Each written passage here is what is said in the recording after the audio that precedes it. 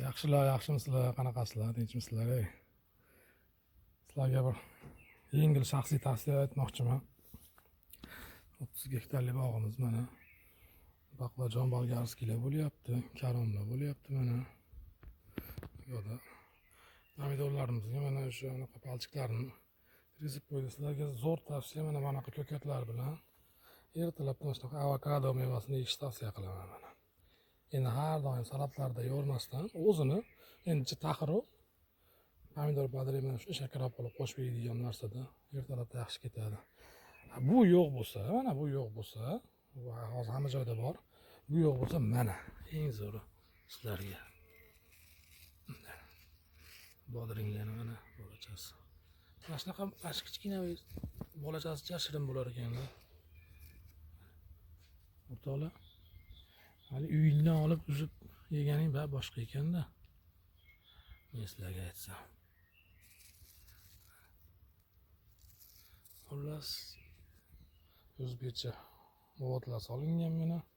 Chiroyli bo'lib bo'lyapti. Hamma aytdi mana salat bargi deb qo'yar ekan, ko'katlar уже boshladi.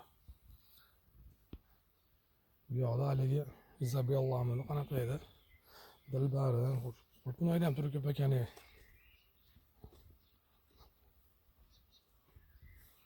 Mana o'rtoqlar.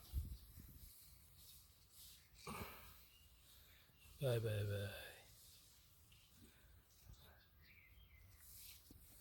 Oho, ana. Bitta top o'zida chakana meva bor ekan. Bular sekin pishyapti. Mana. Mana. Endi pishyapti ekan bu. Bitta oshqovoq ham bor ekan mana. Bolgarskiylar, pomidorlar xullas. Bu yoqda qulpinoylarimiz уже saralanib kunda olinib yeyilib bu holatga kelyapti. Mana endi sekin pishib. Chirayib.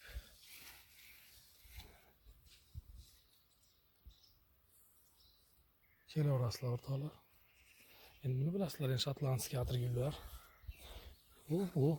Mana. Bekingan joyda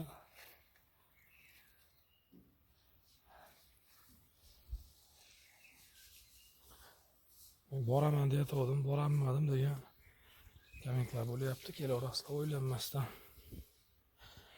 Yoki avokadoni mana tavsiya qilaman sizlarga. Ancha sog'liq uchun juda foydali meva, bilasizlar, o'z ko'pchiligiga.